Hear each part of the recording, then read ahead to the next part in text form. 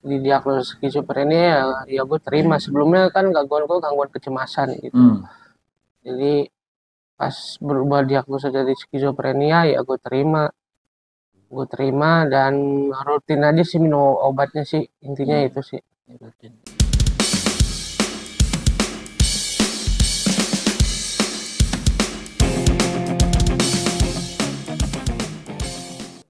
Halo Sobat Bujang, balik lagi dengan kami di Kongko Bujang Tribon. Sama gue Bujang Tribo, Bujang Tudi, Bujang Akik, Bujang Santuy. Bujang Humor. Jangan lupa like, comment, share, subscribe, dan Tonton sampai habis. Oke, bagaimana nih kabar para bujang nih? Alhamdulillah baik. Nah, tema yang akan kita bahas hari ini adalah cara bujang berdamai dengan skizofrenia. Sebelumnya kita flashback dulu ya, apa itu skizofrenia? Skizofrenia adalah penyakit gangguan jiwa berat di mana fungsi dan peran seseorang menjadi menurun, tidak bisa dioptimalkan, memiliki halusinasi, gangguan perilaku yang menyimpang, tidak seperti orang normal. Skizofrenia umumnya bersifat kronis, menahun, penderitanya mengalami kesulitan menilai realita dan kesulitan membedakan antara kenyataan dengan waham. Lalu, bisakah berdamai dengan diri sendiri dalam keadaan yang begitu berat? harus bisa. Ya, pertama, apa itu Bujang Kribo? Pertama harus ada intervensi. Terus intervensi adalah campur tangan dalam sebuah permasalahan untuk membantu seseorang yang berada dalam kesulitan. Intervensi dalam hal ini juga yang melakukan adalah keluarga ODS atau caregiver. Sesaat begitu caregiver menyadari bahwa anggota keluarganya adalah ODS, caregiver harus memberikan andilnya untuk membantu dan menolong ODS. Apa bentuk intervensi pertama yang dikerjakan caregiver ke ODS? Nah, kita sharing ya bagaimana caregiver memandang diri ODS. Dimulai dari Bujang 3D dulu nih. Banyak sih ya, soalnya kan untuk ODS itu perilakunya menyimpang atau Aneh. berlawanan dengan orang biasa pada umumnya. Ya. Itu seperti ya rokok lah, rokok berat, rokok terus dengan suara-suara yang memusingkan. Setelah minum obat jadi obat pusing malah tambah pusing otaknya. Terus ya banyak lagi sih, seperti itu aja. Mana menurut yang lain nih Bujang Humor, cara lu berdamai, cara caregiver memandang diri lu? Memandang ya kadang saya bicara sendiri juga gitu, kalau lagi relate gitu bicara sendiri gitu. Bicara kadang sama suara-suara yang kita itu gitu, sama suara yang kita tanggepin gitu kadang-kadang gitu. Ada ya perasaan itu ya? Iya ada gitu dulu gitu. Gimana menurut Bujang Santuy? Kalau gue sih mendengar, caregiver lu memandang lu seperti apa? kalau gue sih mendengar halusinasi, caregiver gue memandang gue satu yang memberi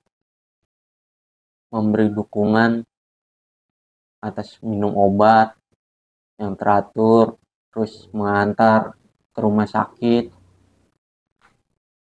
sama mendukung misalnya kalau gue lagi kurang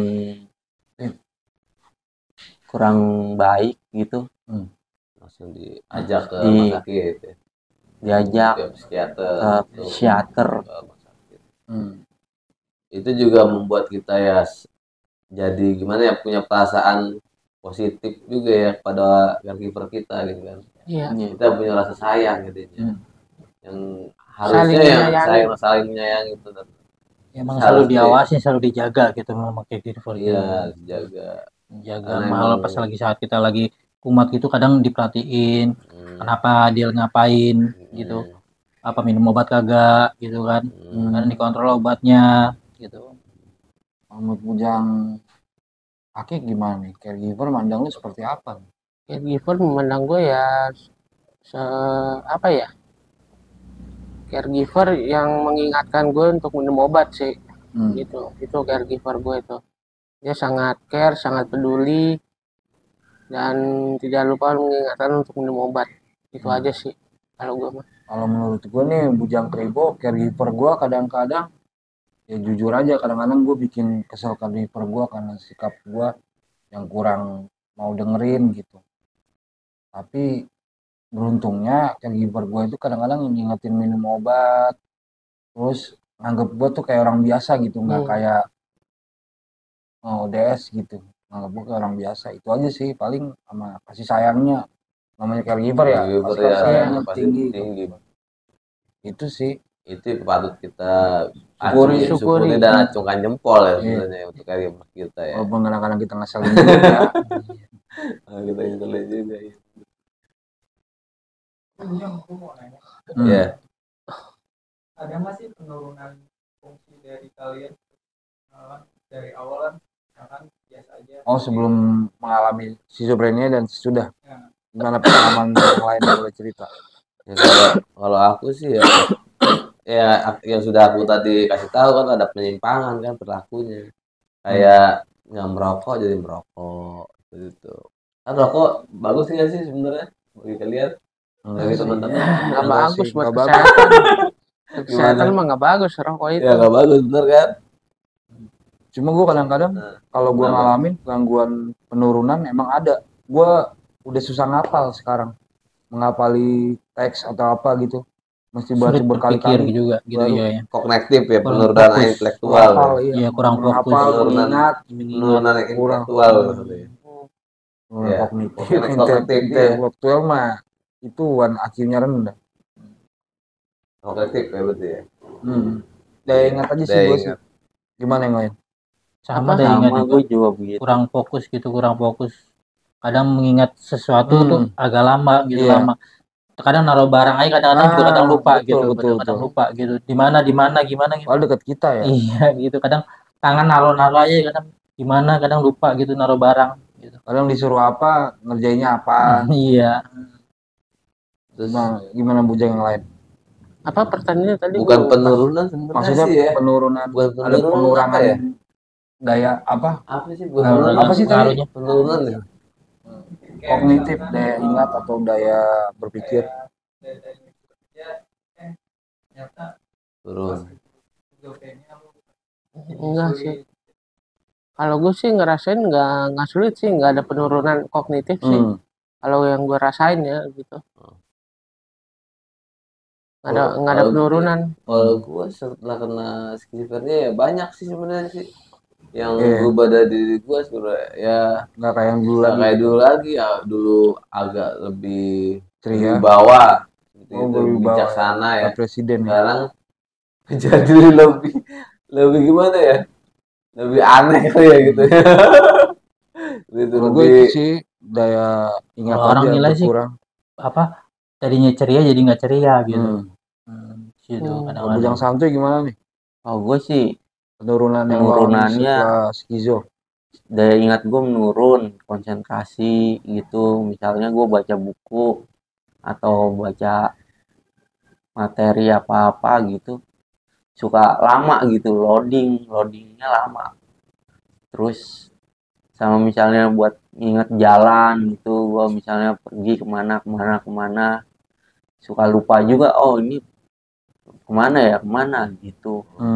Daya ingat sama Suka berpikir negatif, bukan negatif apa, overthinking gitu. Overthinking ya.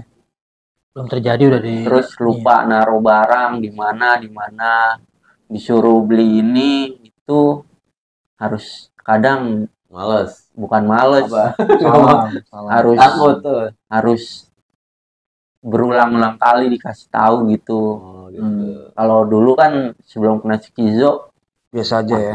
Daya tangkapnya bagus lah. Ya. Disuruh beli ini hafal, tahu, terus nggak mudah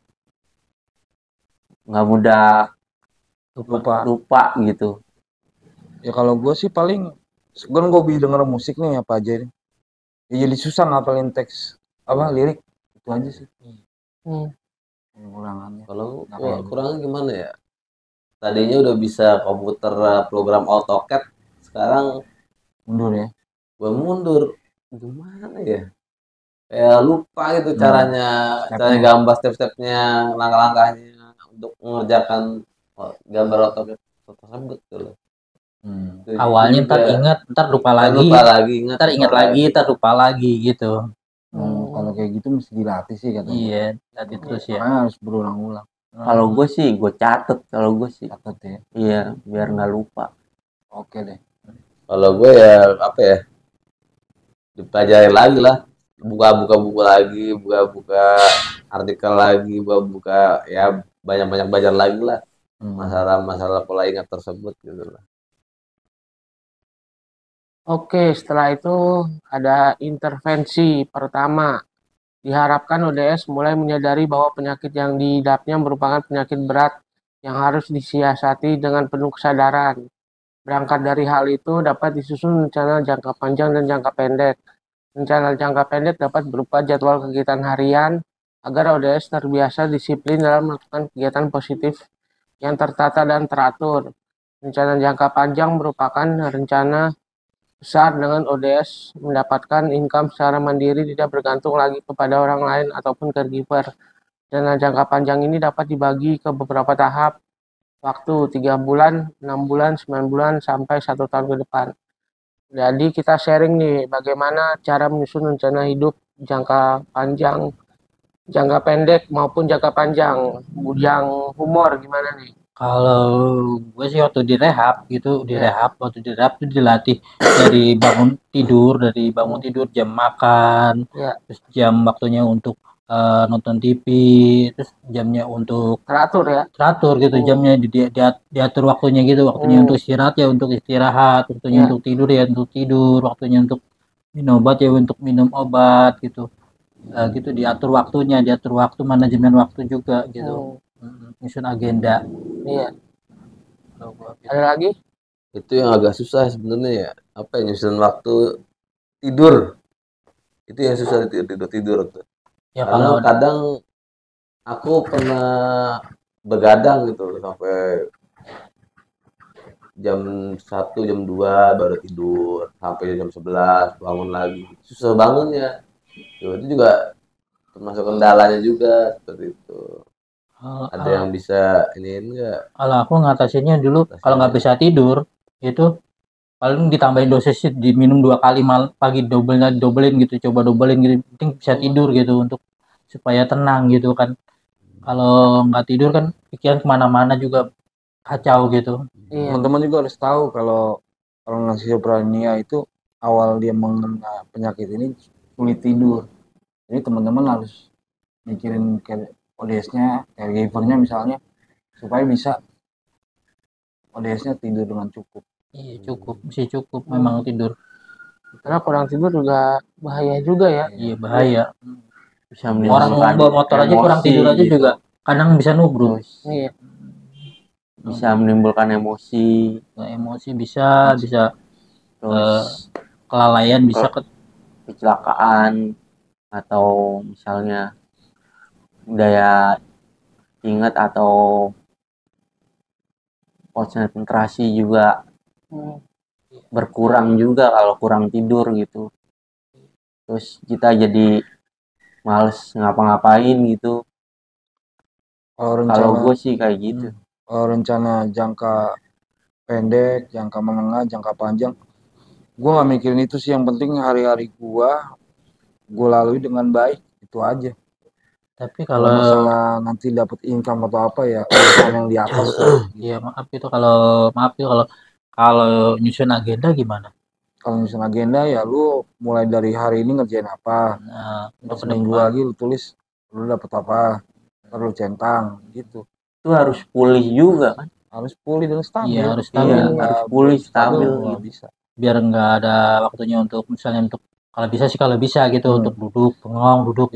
Jangan sampai begitu, duduk bengong, ngerokok, ngopi. Udah tiba-tiba habis aja kopinya habis, rokoknya habis. Tapi kalau harus irit juga sebagai perokok gitu. Iya bener juga sih. Kalau gue sih gini pikirannya ya, bagaimana kita cari income atau pendapatan buat kita ya sedikit-sedikit kalau bisa hari-hari ya kan? Kalau bisa gitu. Kalau bisa, tapi itu pikiran di situ apakah salah bagi teman-teman atau gimana teman-teman? Ya nggak Oh, salah nggak salah sih, itu kan nggak cara salah. jangka Setiap manusia panjang juga kan. kita perlu juga, ya perlu. Cara jangka panjang kan ya. Iya, perlu Iya. juga. Sapsa nggak mau duit. Odes kadang Odes juga mau duit juga. Kerjaan dulu dong. Oke. Sekarang kita balik nih. Diharapkan dengan melakukan berbagai hal di atas, Odes mulai menyadari dan meyakini bahwa dirinya sudah harus mandiri dalam menjalani kehidupan. Hal ini dengan sendirinya akan membuat Odes mudah dalam berdamai dengan penyakitnya. Nah, kita sharing nih, menurut Bujang apa yang dimaksud dengan berdamai dengan skizofrenia? Bujang santuy dulu. Menurut gua sih yang dimaksud dengan berdamai dengan skizofrenia, kita harus sabar, ikhlas, menerima kenyataan gitu. Terus sama berlapang dada lah. Ya, Jangan lupa juga untuk mencintai caregiver kita dan Dengan mencintai diri sendiri ya. diri sendiri ya. Kalian berapa lama bisa nerima? Kalau Yoga waktu berapa lama? kalau udah pulih mungkin bisa, Mbak. Udah pulih, misalnya udah nggak ada suara sedikit-sedikit, nanti akan sadar sendiri gitu. Interaksi dengan lingkungannya gitu, udah sedikit-sedikit lama-lama bisa gitu. Kalau misalnya udah ke latihan misalnya dari agenda gitu, agenda waktu, agenda apa kayak kegiatan gitu terima gitu. Kalau menurut Bujang ini gimana? Menurut Bujang apa yang dimaksud dengan berdamai dengan skizofrenia? Kalau aku ya, kalau aku itu kalau berdamai sebenarnya kalau aku modelnya ya apa ya, kita memang harus mengikuti hal-hal positif dari caregiver kita masing-masing. Iya. Ya, terus juga kita harus berusaha juga gimana caranya dapat income yang lebih gitu, dapat income yang sesuai dengan kebutuhan kita lah gitu. Iya. Itu aja sih. Kalau menurut gua berdamai dengan skizofrenia berat, gua akuin berat. Gua dulu nggak nyangka gua dapet penyakit seperti ini. Jadi gua mengalami kurang lebih 5 kali rawat inap, baru gua sadar gua mengalami gangguan skizofrenia ini. Sebenarnya gue nggak percaya gitu. Masa gue, maaf ya kalau bisa gue bilang, masa gue kena penyakit gila. Akhirnya gue sadar tuh setelah gue 5 kali rawat inap, gue mencari tahu apa itu skizofrenia. Akhirnya gue nyadar, oh ya udahlah nggak apa-apa gue skizofrenia. Yang penting gue bisa jadi orang baik. Itu aja sih gue sih. Intinya baik ya. Juga menampik juga suara-suara itu juga itu bukan real gitu, bukan nyata gitu, juga menampik juga bahwa itu suara-suara itu halusinasi gitu. Baik dan berguna itu aja dan sih sekarang membedakan nyata dan real gitu kan. Iya. Kalau gue sih berdamai itu kan menerima sih kalau gue sih. Jadi ketika gue didiagnosis skizofrenia ya gue terima. Sebelumnya kan gangguan kecemasan gitu.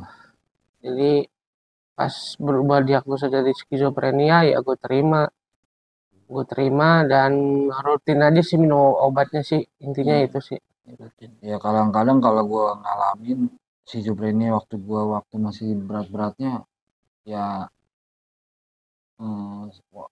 sekeliling gue kayak misalnya tetangga atau apa pasti ngerti lah, wah tuh mantan ini akhirnya ya gue itu berdamai dengan penyakit ini ya gue mau apa tadi Bujang berdamai menerima akhirnya gue menerima. Oh ya udahlah gue begini aja, terserah orang mau ngomong apa, penting gue baik dan bisa berguna bagi orang lain. Itu aja sih. Iya, selanjutnya diharapkan setelah ODS mulai berdamai dengan penyakitnya akan ada kemajuan besar dan pesat pada kesadaran dalam hal minum obat dan melakukan psikoterapi bulanan. Caregiver tidak lagi merasakan penderitaan dan perjuangan untuk membujuk ODS untuk minum obat. Caregiver dan keluarga tenang dan dapat bernafas lega. Setelah tilik, diri ODS muncul dan stabil. Bujang, bagaimana perlakuan keluarga setelah Bujang sudah merasa berdamai dengan penyakitnya? Kalau gue sih keluarga alhamdulillah masih menerima gitu daripada punya penyakit misalnya epilepsi atau AIDS atau apa-apa. Kalau dari keluarga gitu. Kalau gue dari keluarga, ya puji Tuhan keluarga gue udah mulai berkurang gitu rasa khawatirnya tentang gue kalau mengalami penyakit ini. Kalau dulu kan waktu gue mengalaminya kan, ya gue nggak terkontrol gitu perilakunya, kayak apa, maki-maki orang, kayak merasa benar gitu. Mungkin setelah pulih ini, caregiver jadi lebih sayang gitu, jadi dan juga bersyukurnya gue caregiver nganggap gue tuh karena bukan anggapnya ODS tapi orang biasa gitu kayak orang pada umumnya. Jadi gue nggak dibeda-bedain lah gue sama keluarga atau saudara-saudara gue gitu.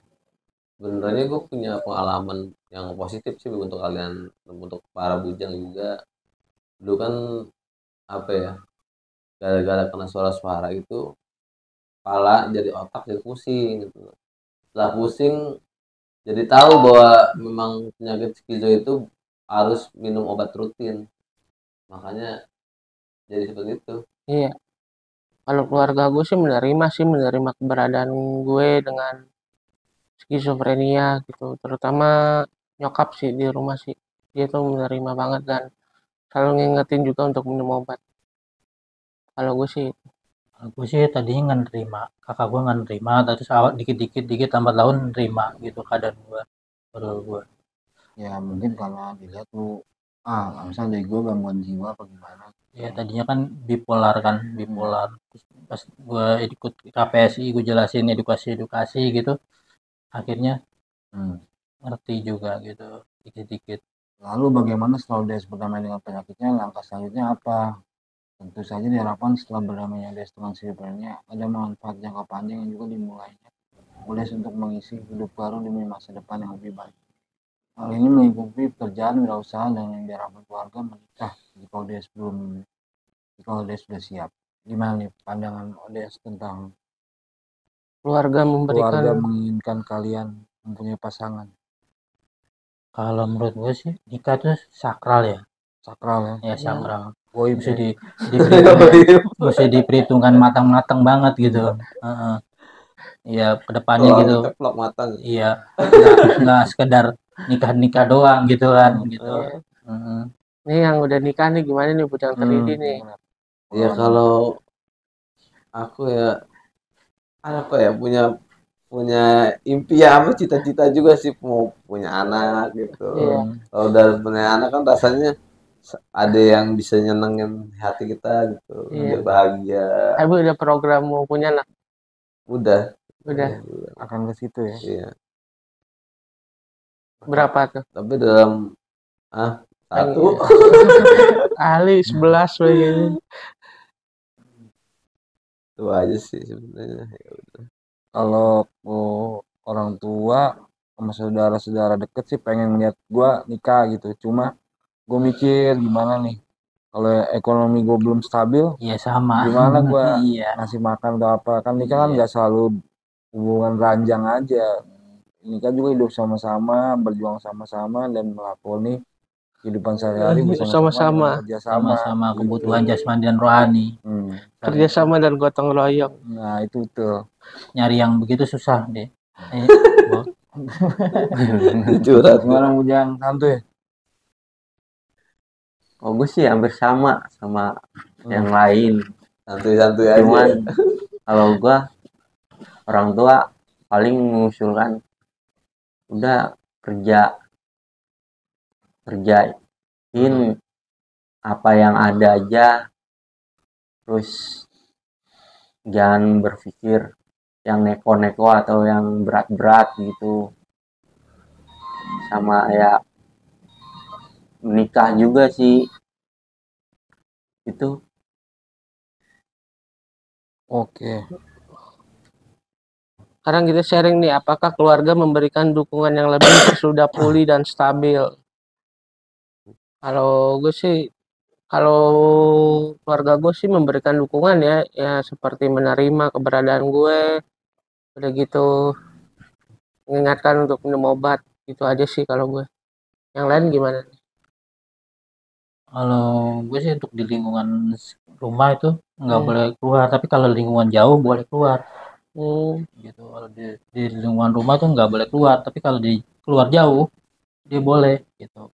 itu Kalau kenapa tuh? ya mungkin takutnya kenapa-napa, takutnya kena gesekan atau apa gitu, ngerinya gitu. Hmm, Gitu. Gesekan apa nih? Gesekan misalnya ya berantem atau apa gitu kan gitu. Gitu. Kalau gue sih bersyukurnya hubungan keluarga ya kayak misalnya mereka lebih percaya gitu kalau gue dilepas kemana aja istilah kasarnya bisa pulang gitu. Iya bisa pulang, pasti bisa pulang. Cuma kalau misalnya takutnya ada yang kan emosional gitu kan, kita kan emosional juga kadang-kadang disenggol dikit, kadang-kadang marah misalnya gitu kan gitu. Kalau bacok ya. Baper ya, baper ya. Itu sih paling gua udah dipercaya jalan-jalan kemana-mana biasa aja. Keluarga penting nggak sih ngerti edukasi kesehatan? Gimana? Ya Wah, penting lah, penting. pasti. Penting Biar sih. tahu, biar Penting. tahu apa yang kita alami gitu. Harus tahu kondisi kita juga, masih perlu gitu caregiver ataupun apa itu skizofrenia, apa itu bipolar, apa itu harus tahu gitu. Kalau nggak tahu kan apa itu ODGJ kan bisa apa artinya lain gitu kan. ODS juga pun apa artinya pun lain gitu kan. Kalau menurut gue sih keluarga emang perlu banget dikasih edukasi. Apalagi orang-orang yang mengalami keluarganya skizofrenia tapi dia awam gitu. Jadi dia nggak tahu cara menangani si ODS-nya ini. Jadi ya perlu dikasih edukasi supaya nanti Tahu. caregiver tahu dan nggak kaget gitu melihat perilaku ODS-nya supaya nantinya ODS-nya itu akan bisa lebih mandiri setelah dia berobat rutin, dapat dukungan dari keluarga, akhirnya dia bisa. Ada aplikasinya sih Orang sebenarnya sih, umum. di mama aku punya WA group buat rehabilitasi skizofrenia. Gimana? Di Rumah Sakit Jiwa Islam Klender. Ada grupnya juga. Mungkin KPSI membuat grupnya juga. Bisa Bisa ya. Iya. Oke, lain gimana nih dukungan keluarga pada lu pada? Kalau gue sih dukungan keluarga, orang tua mengerti sih, jadi memakluminya gitu. Misalnya kita kerjanya lambat atau kita disuruhnya lama berangkatnya atau kita mengingat apa yang disuruh. Kalau dari keluarga gue sih gitu, banyaknya ya nyuruh-nyuruh kayak gitu. Cuman alhamdulillah sih nyuruhnya yang nggak berat-berat gitu, yang sesuai kemampuan gue aja gitu. Iya. Berarti yang berdamai bukan cuma ODS-nya dong, tapi juga keluarga. Iya. Iya. Lingkungan juga kan berpengaruh juga kemungkinan. Lingkungan. Masuk dalam lingkungan juga. Lingkungan caregiver juga lingkungan juga. Oke, kita langsung kesimpulannya ya. Gimana Bujang Kribok kesimpulannya? Kesimpulannya keluarga atau ODS harus saling mengerti supaya nantinya ODS-nya lebih hidup, bisa lebih berguna, lebih baik dan lebih bahagia gitu menjalani kehidupannya. Dan untuk caregivernya harap sabar karena ini nggak sebulan 2 bulan penyakitnya, ini jangka panjang, ini bertahun. Jadi harus sabar juga. Jangan buru-buru itu ya. Kadang-kadang orang kan bilang mau instan, maunya cepat kok, belum ada efeknya sih baru sebulan gitu kan. Ada orangnya yang begitu kan. Kalau gue sih ya dengan tulus mencintai caregiver gue sendiri. Itu aja. Ya namanya kan kalau misalnya schizophrenia ini lebih cepat ditangani, pulihnya lebih cepat. Tapi kalau lambat ditangani oleh caregiver, ya lambat juga pemulihannya. Jadi jangan mensamaratakan penyakit ini dengan penyakit lainnya yang gampang disembuhkan dalam minum sekali obat gitu, kayak Penting pusing, rutin sakit terapi perut. dan rutin Nah, nggak bisa. terapi dan Penyakit minum berat. obat. iya. Dan terapi minum obat juga harus rutin diawasi oleh caregiver, mau nggak mau kalau Iya. ODS-nya belum stabil gitu.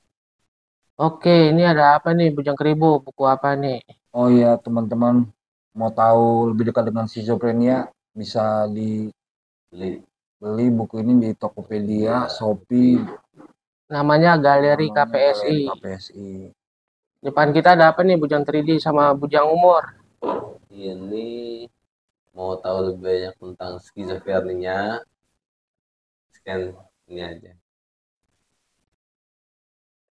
Dukung KPSI dengan berdonasi Scan Me. Ya, Dukung KPSI untuk bertahan ya teman-teman. Ya. Karena dari kalian, buat kami, untuk semua. oke ya. Kita bilang salam sehat jiwa ya. 1, 2, 3. Salam sehat jiwa.